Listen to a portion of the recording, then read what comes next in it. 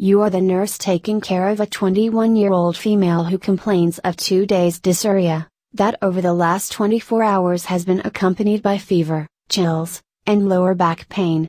Her physical exam is remarkable for right-sided costovertebral angle tenderness. Which of the following is the most likely diagnosis? A. Genital herpes. B. Primary syphilis. C. Pyelonephritis. D. Pneumothorax. E. Spinal stenosis.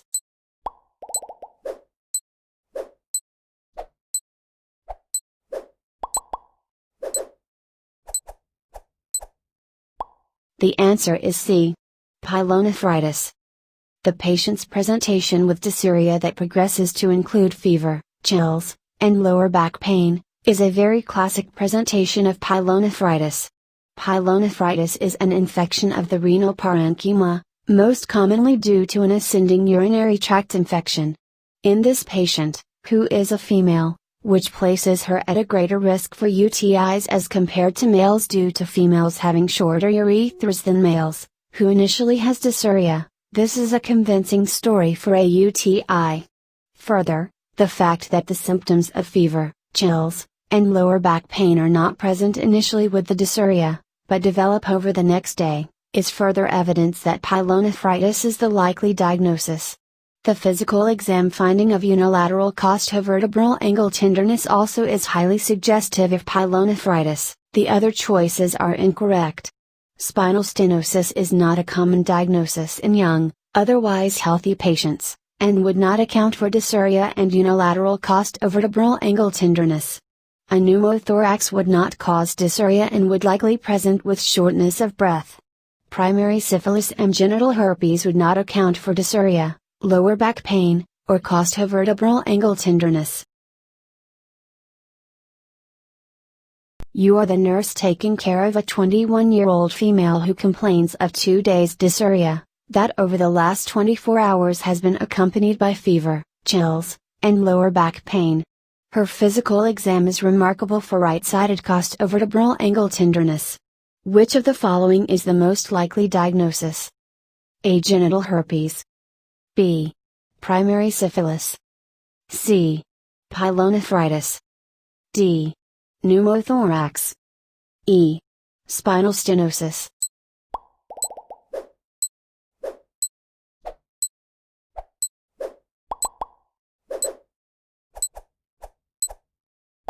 The answer is C. Pyelonephritis.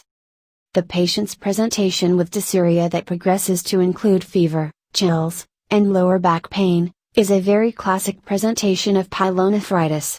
Pyelonephritis is an infection of the renal parenchyma, most commonly due to an ascending urinary tract infection. In this patient, who is a female, which places her at a greater risk for UTIs as compared to males due to females having shorter urethras than males, who initially has dysuria, this is a convincing story for a UTI. Further, the fact that the symptoms of fever, chills, and lower back pain are not present initially with the dysuria, but develop over the next day, is further evidence that pyelonephritis is the likely diagnosis. The physical exam finding of unilateral costovertebral angle tenderness also is highly suggestive of pyelonephritis. The other choices are incorrect. Spinal stenosis is not a common diagnosis in young, otherwise healthy patients, and would not account for dysuria and unilateral costovertebral angle tenderness. A pneumothorax would not cause dysuria and would likely present with shortness of breath. Primary syphilis and genital herpes would not account for dysuria, lower back pain, or costovertebral angle tenderness. Eye lubricants are used for all but the following: A. To replace tears or add moisture to eyes. B. To moisten contact lenses or artificial eyes. C. To achieve meiosis during eye surgery. D. To protect the eyes during surgery or diagnostic procedures.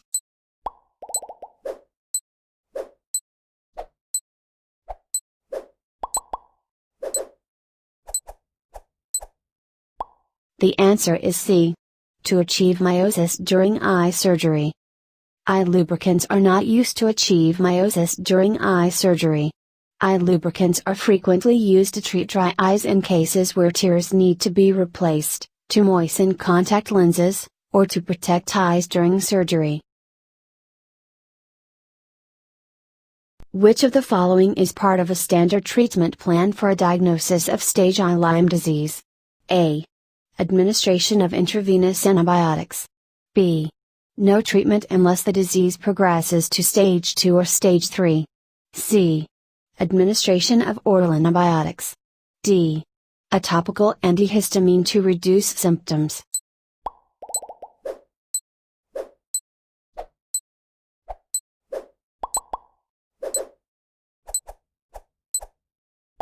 The answer is D.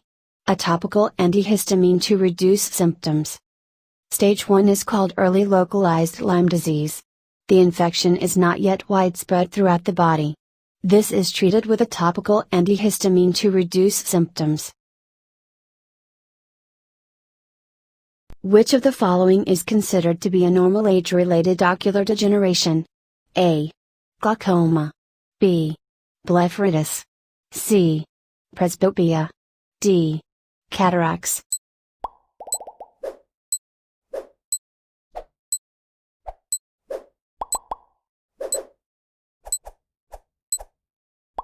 The answer is C. Presbyopia. Presbyopia, or farsightedness, is caused by a loss of elasticity in the lens of the eye, and is considered a normal change with aging. Glaucoma, blepharitis, and cataracts all carry increased risk with advanced age, but are considered to be abnormal and/or pathological changes. Which of the following is not a risk factor for infertility in men? A. Moderate cigarette smoking. B. Frequent spy use. C. Untreated chlamydia. D. Major hernia surgery. E. Mild sun exposure.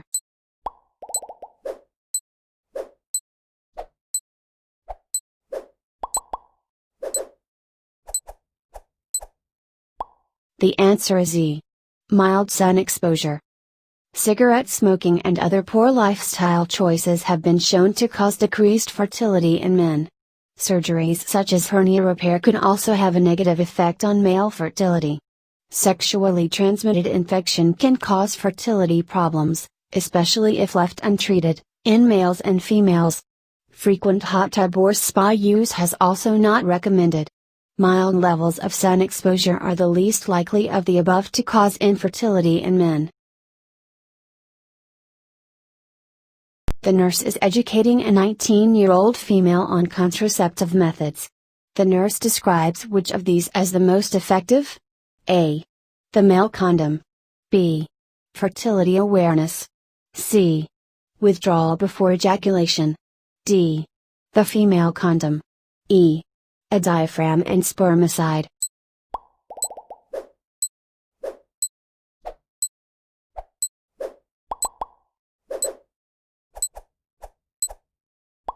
The answer is A. The male condom. The male condom is the most effective when used correctly. However, if used incorrectly, carries a much higher risk of failure. The male condom is also the only method of the answer choices that also carries protection against sexually transmitted diseases. The nurse is educating a 23-year-old woman on contraceptive options. She describes which of these as the most effective? A. Medroxyprogesterone acetate injection. B. The cervical cap with spermicide. C. Oral contraceptives. D. Etonogestrel/ethinylestradiol ring. E. Contraceptive patches.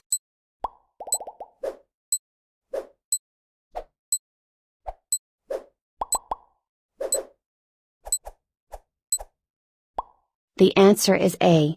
Medroxyprogesterone acetate injection. Medroxyprogesterone acetate injection is the most effective of the listed methods. Other methods of the above carry the risk for displacement or incorrect use. The nurse should inform the client that the medroxyprogesterone acetate injection is not effective against sexually transmitted diseases. The nurse is educating families in northern Wisconsin on the subject of tick removal. The nurse knows that teaching has been effective when they state all but which of the following? A. Grab the tick as close to the skin as possible. B. A fine-ended tweezer works best. C. After grasping the tick with the tweezers, twist until removed. D. Use gloves to protect fingers when removing ticks. E. Save the tick in your freezer.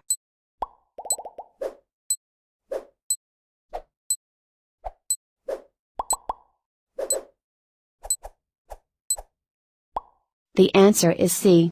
After grasping the tick with the tweezers, twist until removed. Never twist, jerk, or rip the tick when attempting to remove them from the skin. Wear gloves or use a paper towel if they are not available. Seal the tick within a plastic bag and keep it in the freezer. If illness occurs, the tick may be useful for further testing. Which of the following is a bacterium frequently responsible for causing urinary tract infections? A. Clostridium botulinum. B. Escherichia coli. C. Candida albicans. D. Mycobacterium leprae. E. Treponema pallidum.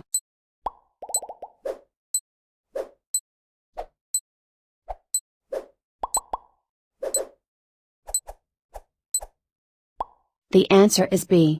Escherichia coli. Escherichia coli is a bacteria that lives in the normal flora of the intestines.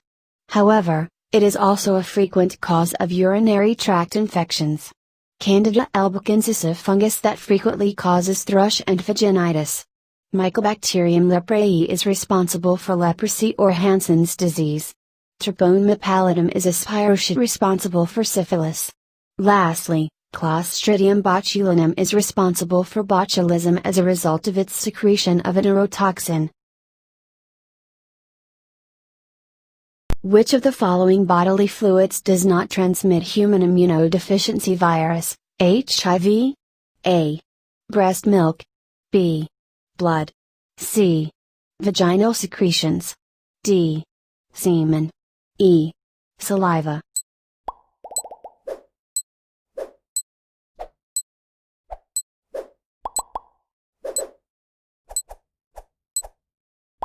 The answer is E. Saliva. HIV is easily spread through all of the listed body fluids with the exception of saliva. A person may not contract HIV through exchange of saliva during activities such as kissing or sharing eating utensils. Which of the following regarding human immunodeficiency virus, HIV, is false? A. The risk of transmission increases in individuals who have another sexually transmitted infection such as genital herpes. B. In heterosexual encounters, it may be easier for a woman to contract HIV. C. The number of disease particles in a fluid is called the viral load. D. HIV can spread to other individuals starting 2 weeks after the host is infected. E. Healthcare workers have a relatively low risk of contracting HIV when using standard precautions.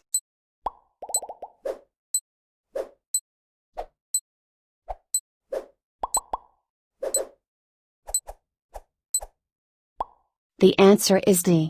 HIV can spread to other individuals starting 2 weeks after the host is infected. HIV may be contagious just days after the host is infected. Women in heterosexual relationships may become infected more easily than men due to prolonged exposure to bodily fluids. It is, however, possible for men to contract HIV from an infected woman. HIV is not frequently transmitted to healthcare professionals. Even for those who suffer from needle stick injuries, transmission is unlikely. Symptoms of acute human immunodeficiency virus, HIV, typically occur within how long after infection? A. 8 to 12 weeks. B. 1 to 2 weeks. C. 4 to 8 weeks. D. Greater than 1 year. E. 2 to 4 weeks.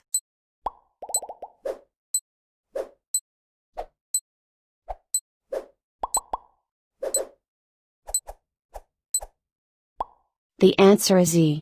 2 to 4 weeks. Symptoms of acute HIV generally occur 2 to 4 weeks after infection. A vast array of symptoms may be present, such as fever, rash, generalized fatigue, nausea, vomiting, diarrhea, and a sore throat. The nurse prepares to insert a peripheral venous catheter, PVC. Which of the following is an incorrect step in this process? A. Secure catheter with tape. B. Assess for infiltration or hematoma. C. Hold skin taut to stabilize vein. D. Explain procedure to patient and confirm identity. E. Insert catheter bevel down at a 15-degree angle.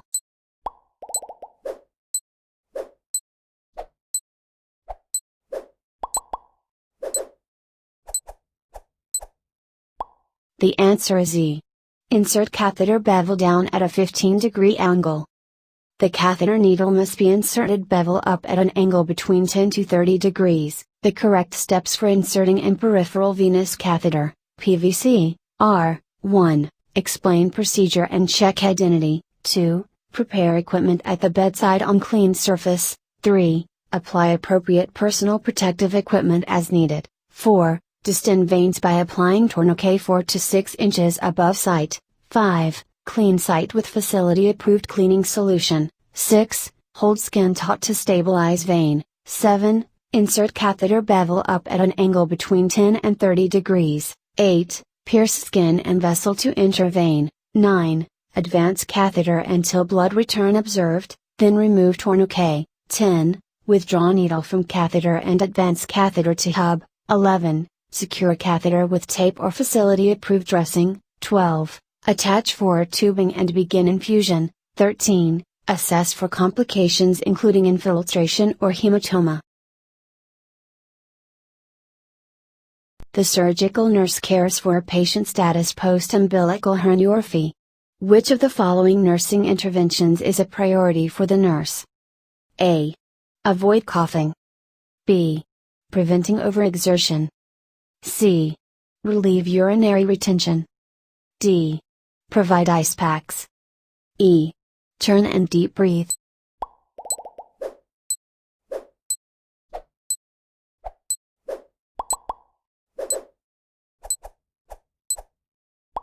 The answer is E.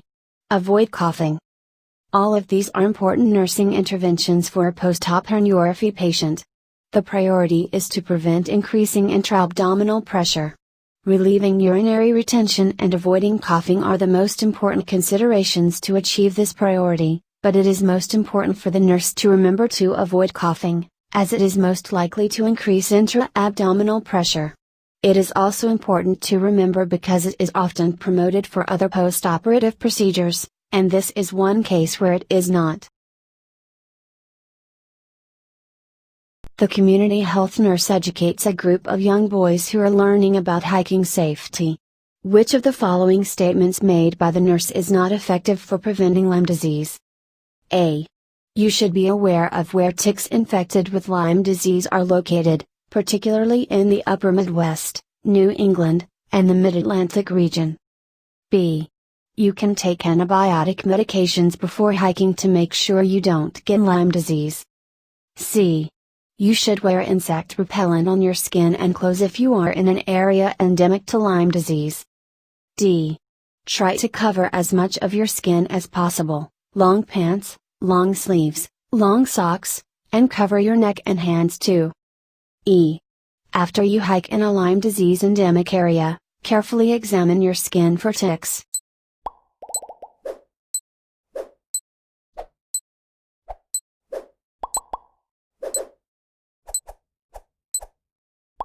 The answer is B.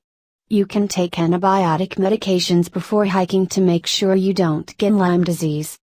Prophylactic antibiotics are not indicated for the prevention of Lyme disease.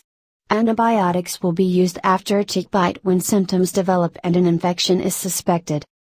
The community health nurse should teach rules of prevention, including 1. Knowing where Lyme disease is prevalent, New England, Upper Midwest, Mid-Atlantic states.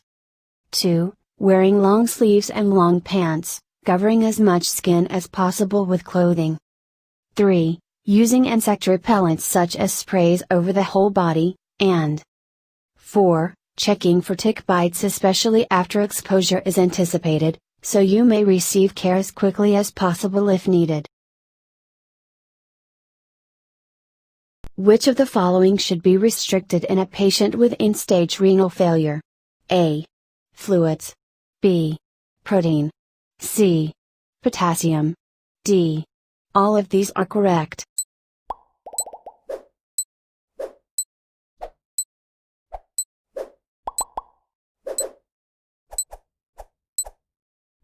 The answer is D. All of these are correct. A patient with end-stage renal failure should be kept on a low-protein, low-potassium diet. Fluid restriction is also an important part of management of patients with end-stage renal failure and patients on dialysis. A 75-year-old female with end-stage renal failure asks her nurse for advice about her diet. Knowing that this patient must adhere to a low-potassium diet, the nurse cautions her against which of the following foods? A. Eggplant. B. Cherries. C. Orange juice. D. Apples.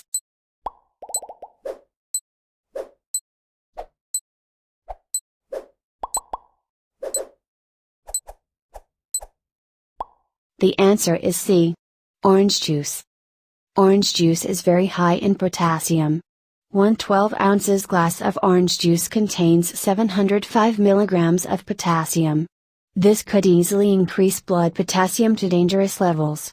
The other fruits and vegetables listed are all low potassium foods suitable for consumption by individuals needing to follow a low potassium diet. A nurse is looking over a basic metabolic panel for a 69-year-old male. She notices that his bun is 12 milligrams per deciliter. This value is dash. A. Normal. B. Depressed. C. Borderline elevated.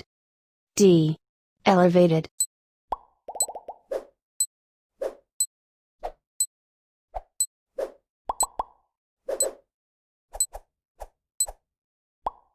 The answer is A.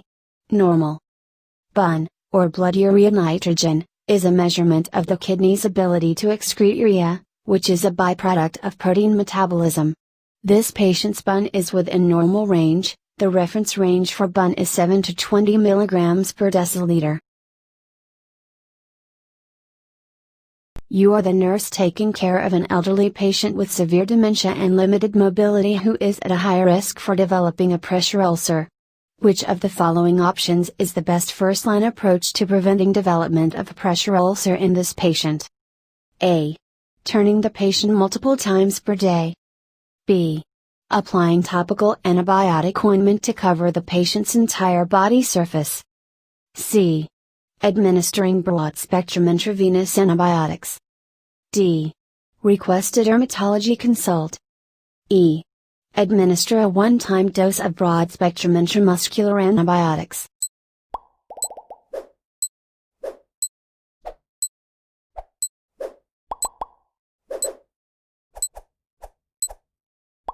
The answer is A. Turning the patient multiple times per day. In the preventive stage for pressure ulcer management, there is no need to perform any invasive procedures. Administer antibiotics in a patient who may be at high risk for needing broad-spectrum antibiotics in the future, hence fostering antibiotic resistance, or consult subspecialty services, as there is no dermatological condition to be treated at the moment. The best option to prevent a pressure ulcer in a patient who is at high risk for developing a pressure ulcer is to turn the patient regularly while they are in bed, if they are bedbound. By turning the patient, the high-pressure areas that would be at the highest risk for development of a pressure ulcer are able to have relief from pressure for a greater proportion of the day, night, and as such, can have blood flow restored while the patient is turned. By allowing for maximal blood flow to these regions, the risk of ischemia and subsequent infection and/or ulcer development is decreased. Without the actual development of an ulcer or infection, administering antibiotics, either topically, intramuscularly, or intravenously is inappropriate. The nurse taking care of a 15-year-old male wrestler at a primary care clinic who complains of a raised, red, ring-like rash with central clearing on his lower back that he states is very itchy. Which of the following is the most likely diagnosis? A. Tinea corporis. B. Tinea cruris. C. Tinea capitis. D. Tinea menuum. E. Tinea pedis.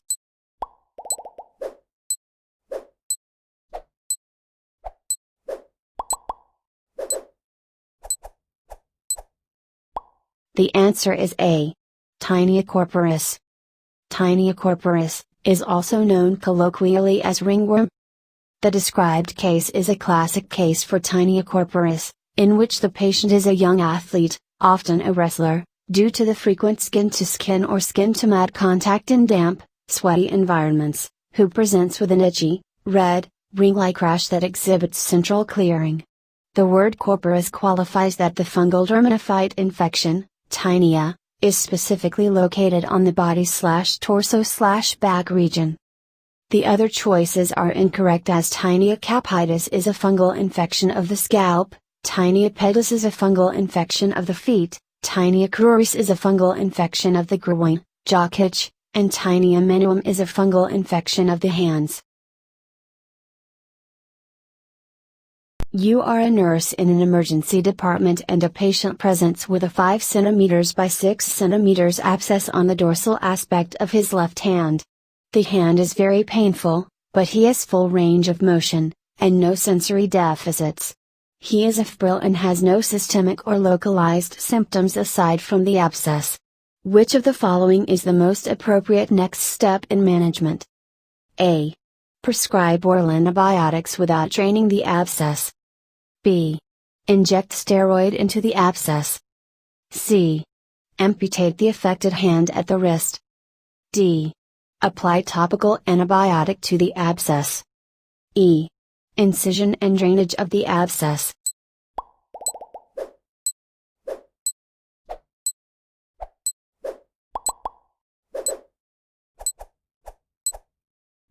The answer is E. Incision and drainage of the abscess. An abscess, by definition, is a walled-off collection of pus and bacteria, that is typically impenetrable to topical or systemic antibiotics.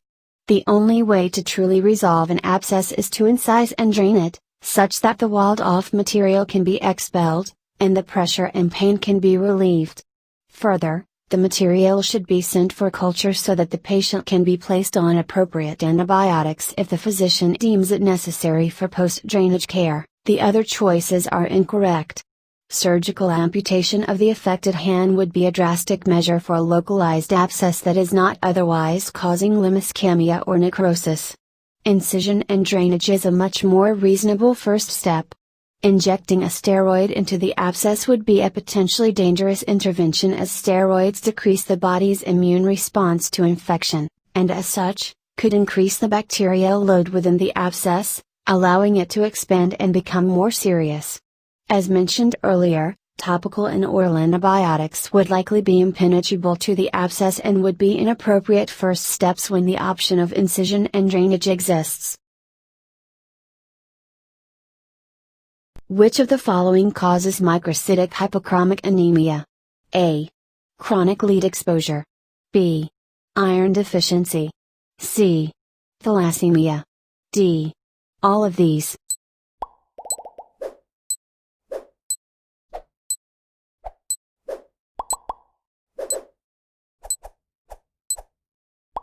The answer is D. All of these. All of these result in microcytic hypochromic anemia, which is a type of anemia characterized by small red blood cells called microcytes that contain lower concentrations of hemoglobin than healthy red blood cells. What is the most significant risk of hyperkalemia? Elevated serum potassium. A. Rhabdomyolysis. B. Sudden cardiac death. C. Respiratory depression. D. Weakness, tremors, and cramps.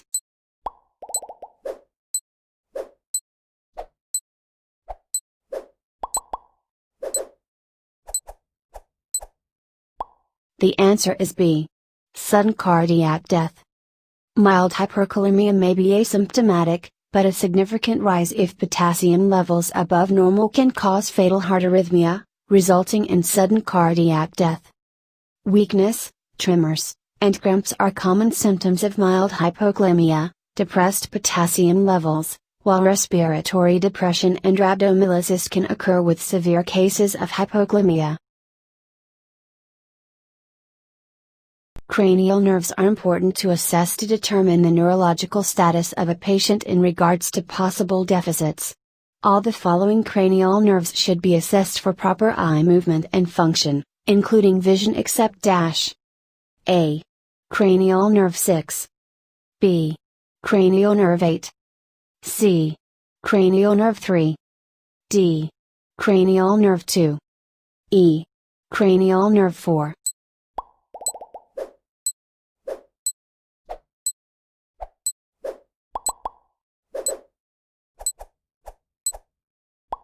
The answer is B. Cranial nerve 8. Cranial nerve 8 is the vestibulocochlear nerve responsible for hearing and balance. It does not control the eye. Cranial nerve 2 is the optic nerve, control vision and acuity. Cranial nerve 3 is the oculomotor nerve, which controls eye movement, pupil reflex, eyelid, and proprioception. Cranial nerve 4 is the trochlear nerve, which controls extraocular eye movement, as does cranial nerve 6, the abducens.